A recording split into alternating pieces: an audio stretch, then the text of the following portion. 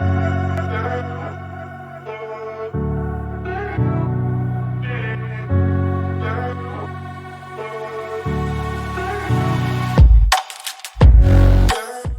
and welcome to Curious Conversations. We are your hosts, Carly and Mandy, and today we are talking about cults. But before we get started, go ahead and hit that subscribe button so you don't miss an episode. Subscribing makes you eligible for our giveaways and is the only way for you to see our live chats. Mandy, I feel like I don't even know how to begin this one. Um, I know you've been in kind of I'll say a cult-like situation, which we talked about in a previous episode 34 on hmm Scientology. yeah. So that episode goes way more into depth. So I hope our listeners will go check that one out. But um, I'll just give like a recap and the quick version, which when I say that, that's not a real thing, like the quick version with me. But for the time in this show, I will give the quick version. And I would say the thing about that was cult-ish is that there was the soft pull, the very charismatic. This was a company I worked for, and it was a privately owned. So you've got a couple owning that. So they had their hands in there. There weren't like, any laws to go by within that company. They could kind of do it the way they wanted to do it. And they were very, like I liked them. I felt myself drawn in. And I think that's how it begins, right? Yes, that's Like, what they all say. yes. And there's always even when you start questioning that, like, is this authentic? Do they mean what they say? Do they have these, is there a goodness there? Right. And there's always a nugget. I don't think you can pull it off if there's not a nugget of truth, a nugget of sincerity, of goodwill, or something. I think it comes from something. But there was the flip flop, the good cop, bad cop. You've gone for a timeshare, and they sweeten the pot, and then if you don't get it, they jerk the rug out from underneath you. There was that, and like I said, I won't go into all that, but yeah, in the end, it was really ugly. And I was not even pulled into their whole Scientology thing, except that that's how they handle their business. There's a whole business thing with Scientology. Yeah. Yeah. So Right. indirectly, I was doing it the Scientology way. And I guess they kept thinking I would just follow suit. I don't know. It ended ugly. I will say that. And I didn't see it coming for a little bit. So those are all textbook, red flags for cults, right? Yeah. I think they picked the Yeah. wrong girl. Yeah. Oh gosh. Yeah. I don't think That's it was a fall in line and do what's told kind of girl. You're more like me. At least yeah. upstream. Oh yeah. They didn't like that. They're Well, today we're doing something that I love it. I love it when we do this. We each share two of our favorites on a particular topic. And today we're sharing, dare I say, our favorite cults. Um, I have to put in a little side note here because I had two picked out. They are in our show notes. And I messed up. I messed up. I watched some TV last night. I was feeling culty or something, and so I yeah. watched something new. And Mandy, you know me better than most people on this planet. You know I don't get freaked out by things. You know I mean, crime scene photos don't bug Yeah. me. The end of this docu-series, I was like shook. It was Really? crazy. Yeah, I changed my whole all everything we're doing today because I need to tell you about this cult. Um, yeah. So we're going to each share two of our favorites. So Mandy, you want to kick us off? So you give all that, like I'm not super curious because you already sprung this on me. Hey, I changed everything you might have seen because we Yes. always have, a little bit of notes, but we have a little bit of surprise. So we Yeah. don't spell everything out. It's not scripted per se. There's just those things to keep us on track because we are chatty. And when we're together, we're even chattier. We will chat. So yeah, when you say that, like you give this big intro. We'll just skip mine. I want to hear what yours, I want to hear what your story is.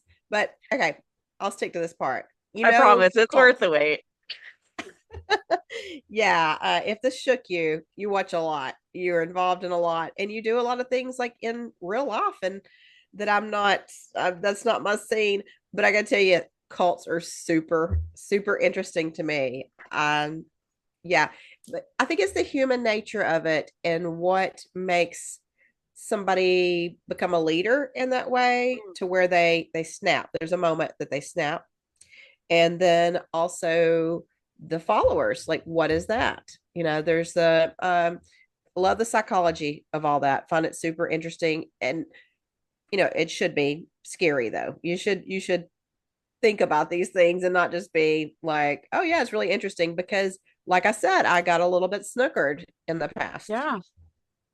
Okay, let me ask you Well, a question. Another yeah. completely off what we planned. Um, would you be a leader or a follower? Oh, I'm a leader.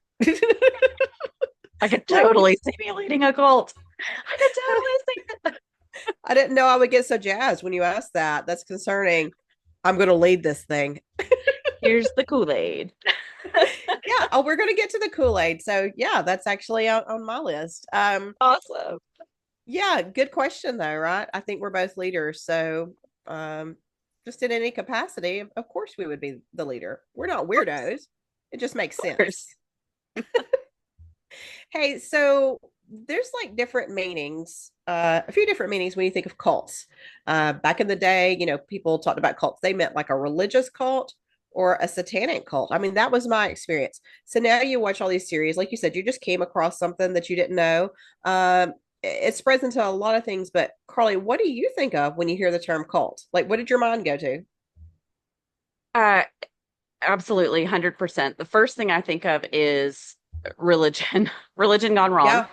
I mean, that's just always what I've always heard is, there's some kind of, and I believe there is a religious aspect, even if it's the most anti-religious thing you've ever heard of. Hmm. There's some type of search, some type of need for a leader, a higher being.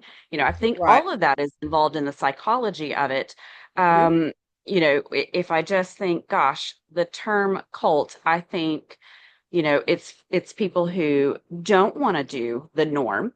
Maybe they want to do something a little different, and they just don't have the right guidance. They're just it's not on the right path. Yeah, and don't you think that you take that and you do think of that as like the biggest, and don't you think it's because you add God to that, you add a supreme being to that, and then it's almost like, oh, um, even though if you question it, a lot of these things you think, how are they linking that to any kind of God? But Right. just by default, you link that to a higher power. I think people might be drawn to that more. They might fall in line more. It's like the supreme authority figure, right? We've talked about people bending to authority and just going along with things blindly. Yeah, I think that's the draw with that. Yeah, I think that and I don't want to get super religious, but I think we are created to be in a relationship with God. Mhm. And if you don't believe in that, you still have that hunger to be in a relationship with a superior being, someone who you can follow, and there is some guidance there. I think, just like children like discipline, children like to have some type of, some guidance and some guidelines to follow. I think as adults, even the rebellious ones, we like that too. Yeah, I think so too. It's certainly alluring, and you can see how even more so in the past. There's been a lot of divide and separation of people from religion in general, and but used to back in the day, people were sort of set for that. They grew up with that. They were fixed to search for that and be a part of that. And I think that sometimes when they were trying to break free, maybe on their own because something didn't set quite right with them, then they're hungry for something, Yes. and a big attraction is the attention, somebody hearing them, seeing them. I'm sure there's a whole point system for somebody who's that's their goal. But I've got to say, I know that the two people I'm talking about today, I don't think that was their initial goal. Was I'm going to get out there, I'm going to control people. It wasn't as clear as that. Okay. I have no Yeah, idea who you're talking about today. I did not look ahead you didn't look at all. either. Okay, well, I'm not going to go. We talked about that. I'm not going to go into the side of like satanic devil worship cult thing. That was a big thing in the 80s, but I think we've got to do that for another episode. Like I think that's coming. And Yeah, so I'm not even gonna go there. We're gonna stick with I'm gonna stick with my two, you stick with your two, and our people can wait with anticipation stay for that one. tuned. Yes, stay Love it. tuned.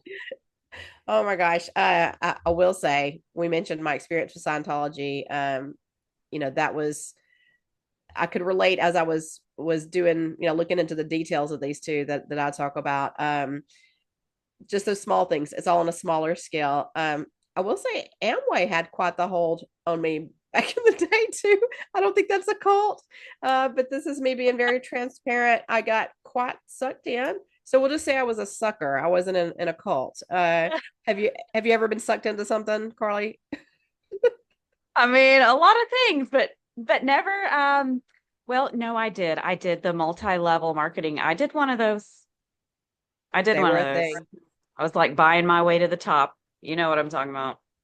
Yeah, yeah, I do know what you're talking about. Oh my gosh. Okay. Hey, maybe pyramid schemes and such is another episode. Hmm. Before we get off on a trail. All right. I did say all that to say I did narrow this down to my two, as you say, favorites. And they're classic. Okay. All So right. you may not know who I'm talking about, but you're gonna know it when I talk about it. No way around this. They're definitely in the history books as cults. So we're going to start with Jim Jones. Oh, good Yep, one. Jim Jones. You said religion. You just gave me that. You gave me that intro. Uh, okay, so Jim Jones, he was a preacher that I believe started out with good intentions. Okay, I could be completely wrong, but that's everything that I've ever studied on him, anything that I've read, that's the way it feels. He had a lot of history growing up with religion and it had an influence. It seems like if that influence sort of gets perverted or tainted or something in some way or leans one way than the other, it kind of can mess with people. But there's tons to talk about him, but this is not just Jim Jones's show. So um he founded the People's Temple, and that ran between like 1955 to 1978. I think almost everybody knows the saying, about drinking the Kool-Aid. Now it's almost just like an office terminology. Yep. It's a lot, but this came from that with what Jim Jones referred to as a revolutionary suicide, which that right there is alarming. Right? So Yes. um, he and his members will start here and kind of work back a little bit. They orchestrated a mass murder, suicide, and it was in this remote jungle. It was like a whole commune. It was in Jonestown, Guyana. People say it different ways. How do you say it? I don't. You don't. Guyana. I have no accent, but Guyana. Um, but Guyana was said for a long time. It happens. Um, anyway, so that was like the middle of nowhere, and that happened in 1978. Uh, Basically, he started small. He at one time he was going like door to door, witnessing to people. He was really good at having an influence on people. So if you think of where he got to, he was in such control of these people, he was able to talk them into killing themselves. That's Oh, unbelievable to me. That's unbelievable. But if you go back, he was like, as a child, he was raised Pentecostal. That's a whole another episode. Everything we touch on is its own episode. mhm. I grew up in some of that too. I have some experience with that. It didn't make me go crazy or anything like that. So I'm not relating that to that. But it can be a very intense sect of Christianity. He developed a desire to preach. He saw this as something he wanted to do. He was preaching when he was a little kid. So he just, all along, he was doing these things. Um, he got involved with independent assemblies of God. There were all these different little names of things that he kind of one thing led to the other. And he was involved with the latter rain movement. I had not heard that term outside of him. Do you know that? No. Well, I know what it means. I didn't know there was a term. Right. It's like it's the speaking in tongues, seeing visions. It's a whole prophecy kind of thing. Gotcha. He was really Okay. drawn to that. Yeah. Um, you have to watch it with that stuff. I'm not saying in it that it's all bogus, but I think if you've got somebody on the verge that's drawn to the more over the top kind of things, that can take a really bad path. Um, but anyway, he was involved in that. He was involved in the healing revival. If anybody's seen like in the 50s where they, getting hit on the head, they're falling out, they're laying on of hands, all these things. That was sort of a movement, what we would say trending at this time. Um, and what do you think about that kind of thing, Carly? Yeah. Okay. So I have some thoughts. Yeah. Um, I do believe that there are, and I've mentioned this in one of our Keesland episodes, which are just a few episodes ago. So check those out. But I did mention, I do believe that there are certain things, certain gifts that are given to Mhm. people. I do believe that, I don't believe that people have the ability to heal, but God has the ability to heal, and He may use a person to do that. I think that it's when it becomes an extremist type thing, and we're all about the extreme. Everybody wants to jump on left or right. Don't mean that politically, but everyone's jumping on to the extreme of everything, and that's where it can get dangerous. And I think the same Yeah. as with the healing is when you start to think you are doing it, and I don't know. I think there's a fine line to walk. Well, yeah, I totally agree. There are things that I have seen before that I know I saw what I saw. And then there are charlatans. There are sideshow, tent revivals where you think, Yes. are you doing good or are you sensationalizing something? Is this all about you? Or are you leading people through some false thing because they're sad and needing something? And Right. that's heartbreaking. I Yeah. think I think he thought he was doing these things. I think he thought that. There might have been a little bit of charlatan, but I think he thought this was legit.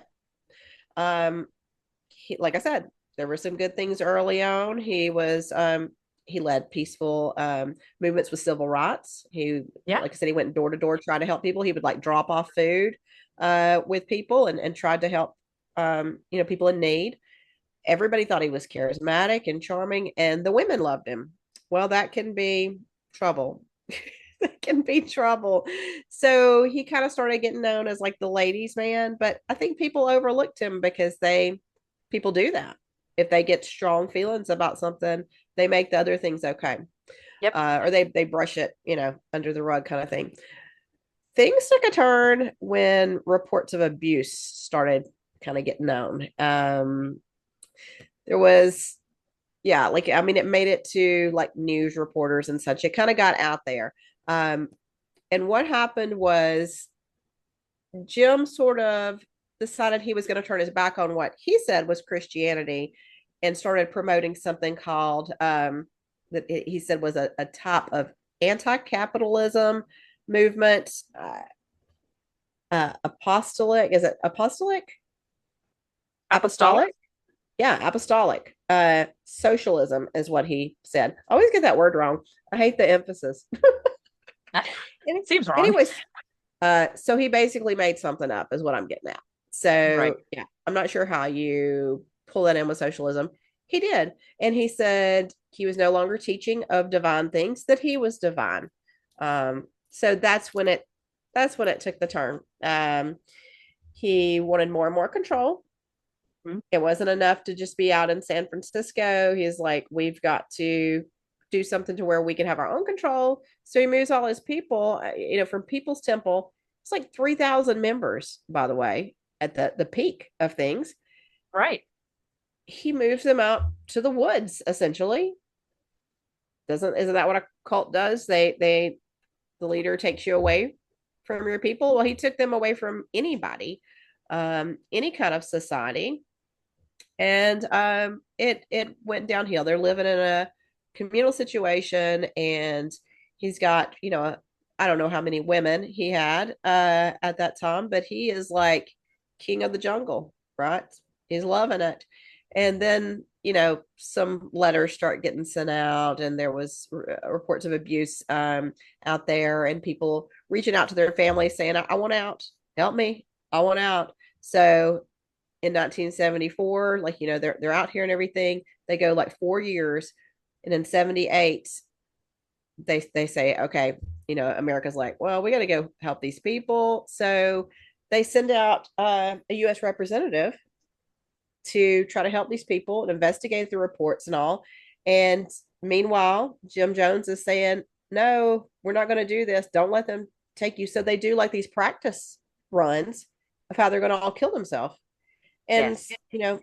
in the end they did, and that was like, it wasn't, that was the drinking of the Kool-Aid with cyanide, but it was actually Flavor Aid. I guess that doesn't have the ring to it, like drinking the Oh, Flavor Aid. Flavor Aid is a different brand, but Kool-Aid got the bad rep. yeah. Yeah, drinking the I'm not drinking the Flavor Aid. It doesn't have the same ring, does it? Okay. So many things. It's a Um, lot. One, that is a recurring thing. Cults seem to start with a person who seems to have a good heart. They Yeah. they seem to be on the right track, and there's like so much compassion in there they don't know what to do with it or something. And it goes bad. But why do cults end in suicide? Uh, And it's so easy to sit on the outside, and joke about this, but how do yeah. you get yourself to a place where you're willing? I mean, people that step inside of cults give up their children and their families. They move away, they alienate themselves, completely give themselves over to the control of one person. But I mean, to even take the step of drinking the Flavor Aid, what goes through your mind? What is the process that breaks you down to the point to where you say, "Yep, that's what I need to do"? Yeah, no kidding. I mean, this claimed the lives of 909 people that were relying on Yes. him. What in the world? So you want to look for somebody, you want to know some flags to look for. Let me tell you something about his childhood. He had a lot of issues growing up, but this is something he did. You'll find this interesting. Uh he would have little funerals for roadkill that he collected. Yeah, he would collect the roadkill. He found that like that was something he was fascinated by, was like leading the funerals and all. So he would regularly visit like this casket manufacturer in the area, and he would hold these little mock funerals. And they say like his family said that at one point he killed a cat. Uh, I guess he ran out of material. So yeah, like the family cat. So he had these funerals, and he would make his friends come. And when they didn't, it was a problem. He would have these alone. So he was seen doing this by neighbors and stuff. Um, might be a flag. Um, another thing he did. So he said he could fly, like legit Okay. fly. He said he could. Like he even leaped off a building, broke his arm, and I guess he said, okay, well maybe not this one time, but normally I can fly. It just And didn't work and this time. yeah, so he was doing some weird, and then he was doing some showmanship stuff, and those kind of are indicators of what he might come out like. But then another thing he would do, it was he would put his these kids in life threatening situations and tell them he could get them out of it. And because the angel of death guided him. Oh, oh no. Yeah, this is kid stuff. Yeah, So yeah, it was coming. It was bound to happen. yeah. Those are some red flags. Yeah, so I think he's classic. He's a classic, and It's a terrible, classic. terrible, terrible story. Tell me yours. I Okay. can't wait. I can't wait. Well, I'm not doing that one till last. I'm holding that one. Ah, you're I'm killing holding it. me. But I still have another good one. This one's light and it's not funny. This one's light and easier to talk about. I'll say it that way. Okay. Um this is I'm talking about the leader Cheryl Ruthven.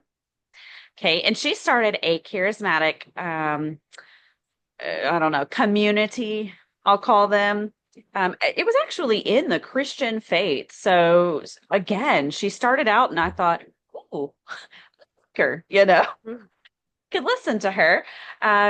She appealed to families mostly, and it was all great at the beginning. And then she kind of started to turn more toward the wives. And she would talk about, empowerment of women in the home and Mm. just, what you needed to do to take over the role, the master role within the home. Just kind of that was that was a little too much. There's a lot of, I'll call them survivors of her cults that are divorced men Okay. who their wives, to Cheryl's teaching. They no longer have relationships with their children. She would cause the division in the home. And then she taught women to control their situation by making allegations against their husbands. So several Oh, of these men um, have been through it. They lost their kids over said allegations. I'll leave it that, like right there. okay. Um, she very quickly started to refer to herself as Mary Magdalene. This Mm. was, do you remember the movie The Da Vinci Code? Yes. She was obviously just really wrapped up in that. So after that came out, she was Mary Magdalene, but not the Mary Magdalene that you would read about in the Bible, but rather she was Jesus's wife. Oh, Therefore, she was a reincarnated version of Jesus himself. That is where, I mean, that's where she starts to really go off the rails. it sounds like So, she was indecisive on who she wanted to be. So she yes, like kept, shaking the eight ball to get a better answer. Like, oh no, I'll just top it off with Jesus Christ. I guess that's about as high as I can go. just moving herself up the ladder. Yeah. Yeah. Yes. Well, here's where it gets goofy. Okay. Somewhere along the way, Cheryl decided that the ministry should care for the 144,000 souls that you can read about in the book of Revelation. Hmm. But she convinced herself and a following of about 200 people that these souls were actually trapped inside of cats, like Cats. kitty cats. Um, Okay. yes. This is So like her the crazy followers, cat. You hear about crazy cat people. Not everybody's crazy with cats, but I don't know why you don't hear this about dogs. I don't know what happens. I don't know. I've never heard of the crazy dog man. I have not. Mm-mm. Nope. Okay. So her followers were required to take as many cats as she presented their household. Like, here, I got you a new cat. She's going all over the United States and picking up all of these old cats from these rescues, and she's bringing them back.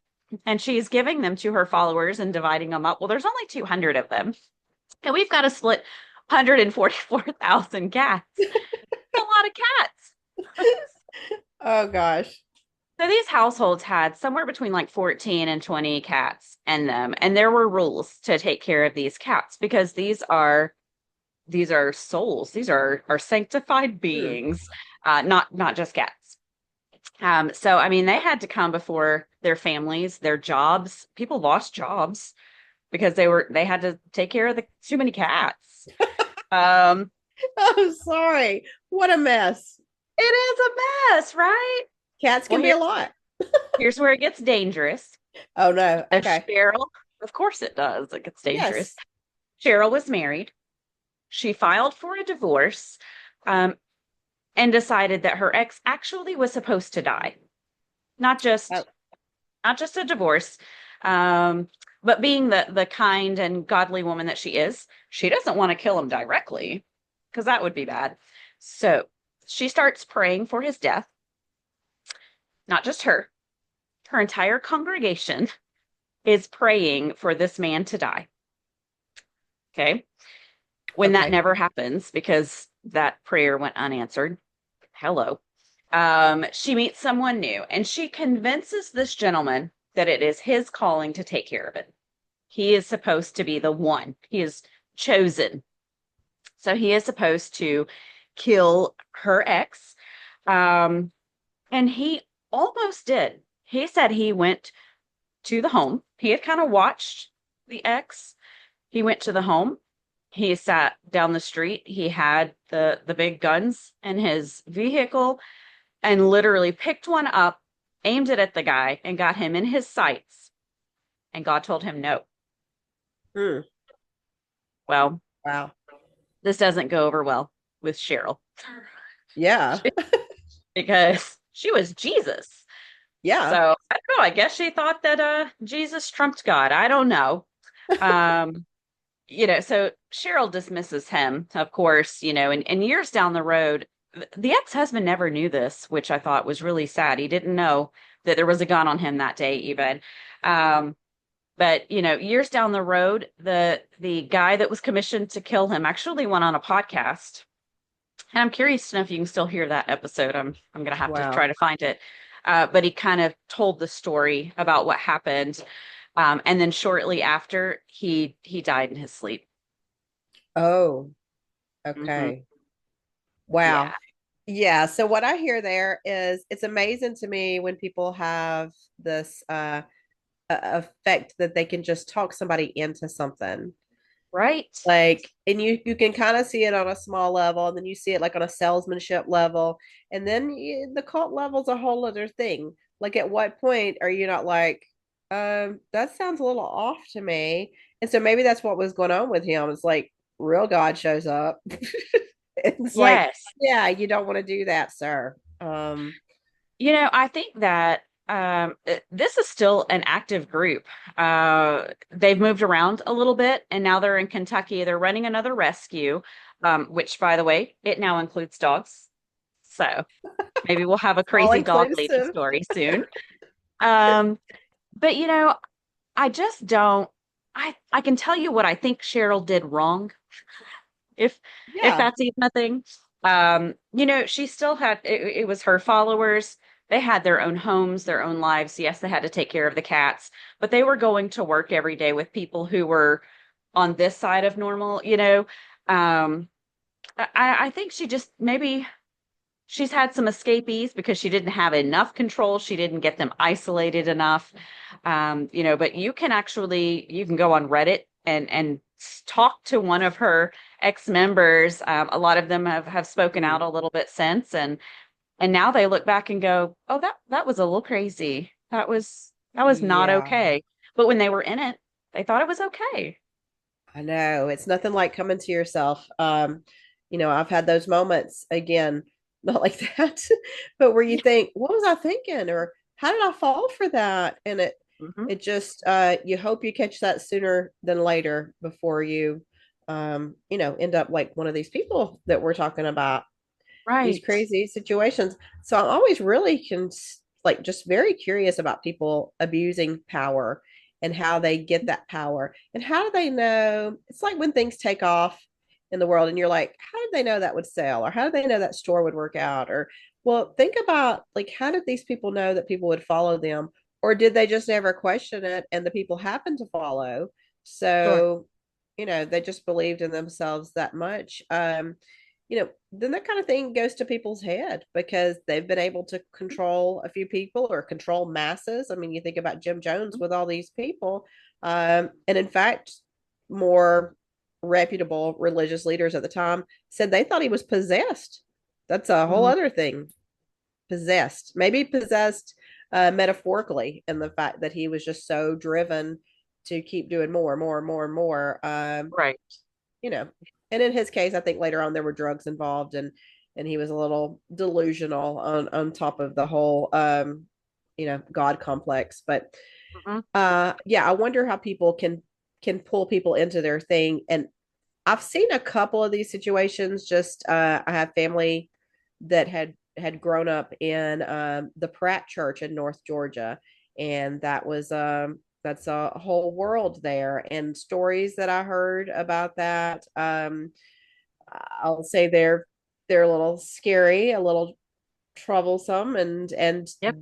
that side of my family didn't really get around other people. They kept to themselves and their beliefs. And I remember hearing about my granddaddy as a teenager being beat in the back until his nose bled because he'd been outside and not listening to the sermon. That's very contradictory in what you say that you're trying to preach. And those are the kind of things that give religion a bad name sometimes. Yeah, absolutely. It's scary stuff. You talked about her saying, trying to get somebody to do something for her because, oh, this is the way it should be done, and these changes as they come to somebody's mind, like, oh, we're going to do it this way. I Yep. remember hearing within a church that my family was involved with, they had all these rules that you couldn't, who you were supposed to marry and all these different things. Well, one of the things was you were supposed to marry the person that was like missing the rib when you go into the male and female idea of who has the rib and who doesn't. And so you weren't supposed to divorce. That was your rib. Right. And somebody did within the church. And they said, well, why is that okay? And so they finally said it was the wrong rib. I kid you not. It must have been the wrong rib. Just So tweak they made those rules a allowance. little bit. They made the allowance. Wow. Oh Lord. This is a lot. Um, okay. My second one is also religious inspired. Waco. Oh, Waco with the Branch Davidians, David Koresh. That's something that's again is a very when people think of cults, this is one they think of. Did you ever see the mini series that was based on a book by both sides? It was on Netflix. possibly. I've watched a couple of things, but there's so many things out there on it. It's a There's a classic. lot. Yeah, this was like with actors. So this was not Okay. the docu any of the documentaries, but Taylor Kitsch played David, the leader, and oh my Yes. goodness, it's like I can't even see him as anything else. But so most people know about the Waco siege, and I'll tell you when that happened, that was my senior year of high school. It was on every TV over and over and over again. Anytime you looked up at somebody's house, this was what was on TV because Wow. it went on forever. It went on like 51 days. Hmm. Um, so what happened was there was a religious cult. We'll use that word lightly. They obviously didn't think that they were the Branch Davidians. Um, and they had started out, it was an original thing way before David Koresh. There was a leader at that time who had all these prophecies and sort of like what we were talking about before, but his stuff just wasn't happening. So they said, I guess the followers didn't have as much faith in him. So they ended up, David Koresh steps up. He's young and he was very charismatic. And if you watch any of his videos, very, very interesting, comes across very smart. And you think, how would he know this stuff? And how there's, like I said, there's that touch of Yeah. something that makes you question, did he have some sort of, initially, did he have some sort of knowledge or inspiration or something that had a nugget of truth to it? Well, it went, it went south. So he takes over that group. He gets people more and more following him. And these people gave up everything to live eventually in Waco, Texas, Hmm. middle of nowhere. It's a compound. Um, and then they finally start getting known. Like they're living their own life. People are leaving them alone. People just think they're weird. And then the Waco Tribune, Waco Tribune Herald started publishing something that they said he was the sinful Messiah. So it starts coming out that he's got all these wives, like as young as young teenagers. He defends that with, I've this is what I'm told to do. You know, he's it's funny in the mini series. The actor says at one point, I'm bearing the burden for all the men because the story was these men were giving up their wives to him to procreate, and they're all living under the same roof, and they're making allowances, and some are having trouble with that. And he brings it across like in some caring way, like I don't want to have to do this, I'm forced to do this, it's sad for me. But we're talking about like 12 or 13 years old, so you got some stuff going on, and they think maybe we do need Right. to check in. Yeah, maybe we need to see what's going on out here. And there's talk of firearms. There's talk of firearms, and that's building up, that there's like this whole buildup of that. Well, they believed that if the people came in to stop what they were doing and their way of living, then they were going to die. They were willing to die for that, and they believed And there they would be a trained, right? they trained for that. Yeah. Mhm. So just like with Jim Jones, he had them practicing and all. Well, these people were training. So when, of course, when law enforcement steps in, they just see it as the beginning of the end. Um, Mm. this is what they had planned for. But you get this thing went south, south, south. And there's a whole lot to look into out there, and there's a lot from both sides. But both sides, as much as this group was doing wrong and believing they were doing right, the way law enforcement stepped in went really bad, and it ended in this standoff basically. They had an informant. It was a brother-in-law of David's that said, "Hey, they're coming." So they were on defense mode, and it was questioned for a really long time. Who shot first, and so people thought they were warranted in the things that they were doing. You got the ATF involved, and the FBI was back and forth with them. It turns into just like war. Like, I mean, it was surprising. Then the place goes up in flames, and they were torturing them for days, just trying to get them to come out. Well, they believed in their heart of hearts that this was the way they were supposed to die. So there was a lot of power play and push back and forth. And I remember watching that place on TV, just up in flames. And you had really mixed feelings about all this. Especially when we didn't know, people who were reviewing, we didn't know all the details of what they thought was going on up there. You just see, Right. oh my gosh, government has stepped in and taken over. It was really hard and heartbreaking to watch. I think that, it's kind of a recurring theme of there are people who join a movement and they believe in that movement so much that they start to try to tie it to the Bible or previous religious beliefs, so much that then when it is tried to someone comes against it, tries Mm-hmm. to stop it or even look into it, then all of a sudden in their minds they're becoming a martyr, and it's Yeah. I've got to stand firm in this. And I think it really just solidifies their their beliefs that are totally on the wrong path, but it just kind of plants their feet firmer in that path of, see, I told you people would come against us, and now we've got to fight. And that's where it takes Right. a very bad, especially in Waco. That was Yeah. awful. Oh, it was awful. I mean, it was 86 people died during this siege. There's four ATF agents and 82 of the Davidians. One of the saddest things, this all drew to a close on in April of '93. But one of the saddest things is they found so many people were trapped.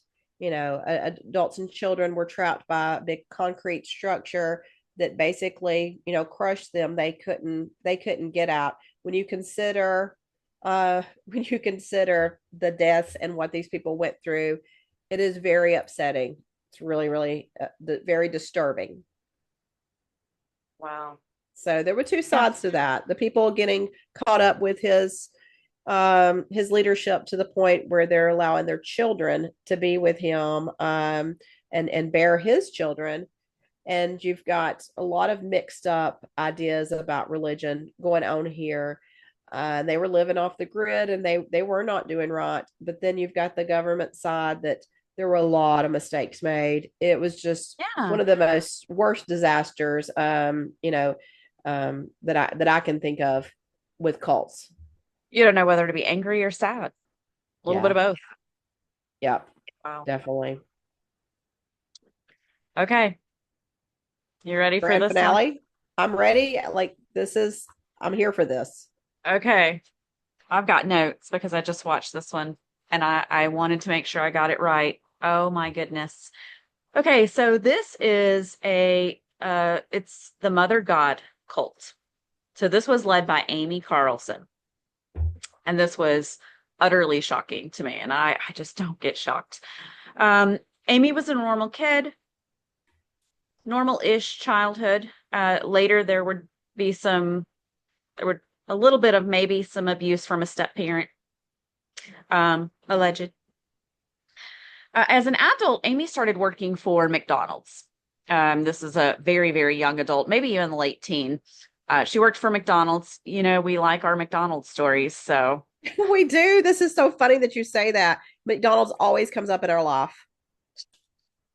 I don't know. we, we like our McDonald's stories. We've never been together. We've never been to McDonald's together. We're going to have to go take some McDonald's photos. That's a plan. That's a plan. well, well, she's working at McDonald's. So um, she worked her way up.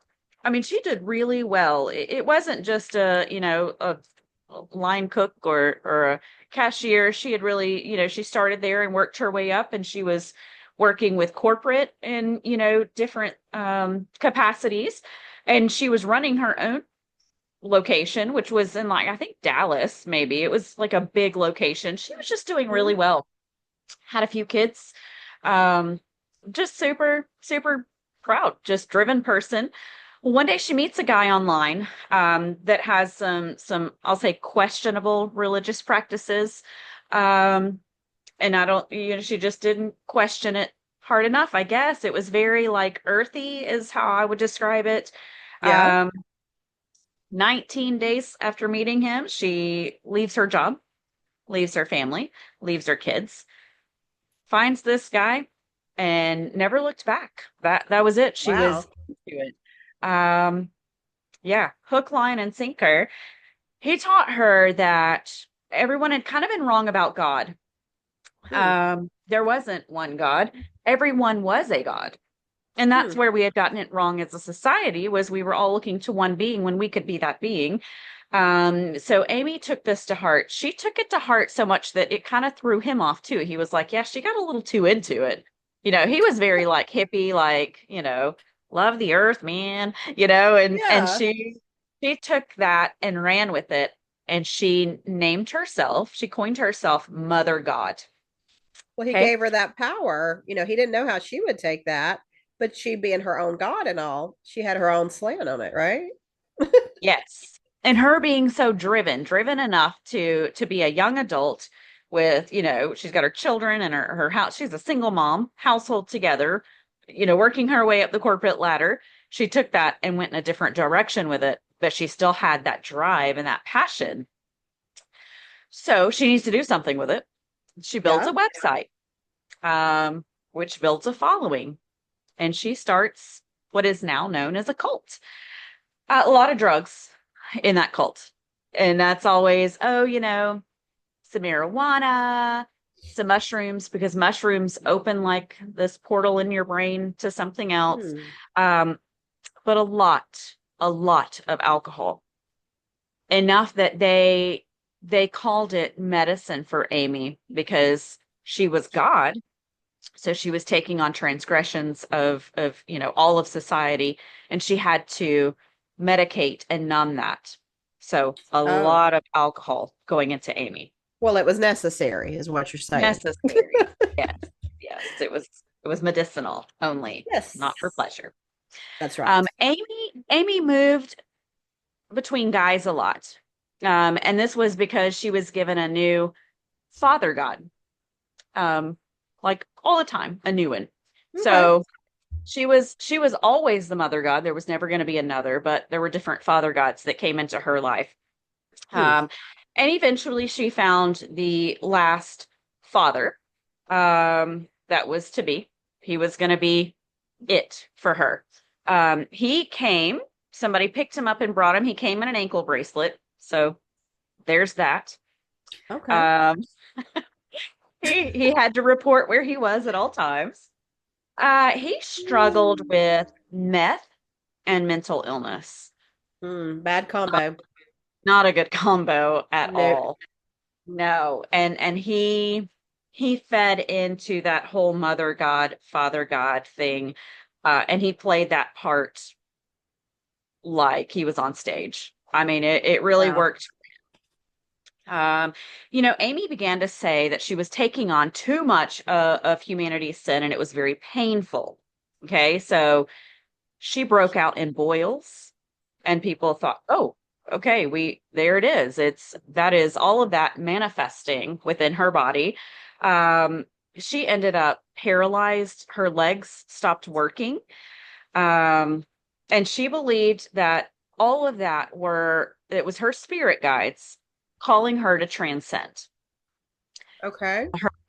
Her main spirit guide, her sidekick that told her to do all of these things was Robin Williams. That I'm sorry. Sorry about that laugh. it was difficult. It was difficult. All right. So they're telling her it's time for her to transcend, but you have to be a certain weight to transcend because you go on these cloud things. They kept taking pictures of the sky. I'm not really sure what that was all about. Like But Mario? Done. like Mario. Yeah, I can see it now with Robin Williams. I see it. I've got the visual. Thank you. Okay, so everyone believes this. I don't understand. They all thought she was about to transcend. Um, she needed to lose weight, which wasn't hard because they believed that food and sleep that was something used of the enemy that kept our bodies down. Um, so she was already a tiny thing. If you look at any member of her cult, they came in looking healthy and well, and then they just looked very, sunken face, and I mean, hundreds of pounds between all of them, just a lot of weight. Um, so she believes these are signs of her transcending, but in reality, her liver was failing. Oh God. He had no idea because they didn't believe in obviously modern medicine. Yeah. But Amy starts to have these drastic physical changes and she's not well. Her legs literally didn't work. They were having to scoop her up and carry her around. She was taking a lot of is it colloidal silver? Mm-hmm. Um, that it turned her a different color. I mean, Yeah. she did not look human in the end. That's a real thing. Yes. She knows something is wrong, and you can see evidence of that. And this is where it just becomes so heartbreaking. She wants to go to a hospital. So they called these a 3D hospital, and they didn't believe in it. They believed they lived in 5D, and the real world that they thought was an illusion was 3D. And they wouldn't take her because they said she's just out of her mind. She would never really want to go to a 3D hospital. She Wait, began to like third say, dimension? They're in fifth dimension and we're in third? Us correct. lowly people at hospitals and such? Yes, Okay. yes, All right. that's it. She began to say to some of her followers, "Hey, what if I was wrong? What if all of this is not real? What if I made all of this up, and what I've said isn't actually true?" And they told her, "Nope, that's just your mind." I see her coming back to reality and going, "Whoa, I messed up." Yeah. Um, she even called for her Earth family, the family that she had left behind, to come Yeah. see her. and they weren't able to. They just couldn't deal with that at the moment. Um, she's told that she has to go to Hawaii to ascend. She goes to Hawaii and she goes on Dr. Phil. Her family wrote into Dr. Oh, Phil. She thinks that Dr. Phil is going to give her all of this publicity and people are finally going to come around and see that she is Mother God. And once they start acting right, her body will heal. She believes this.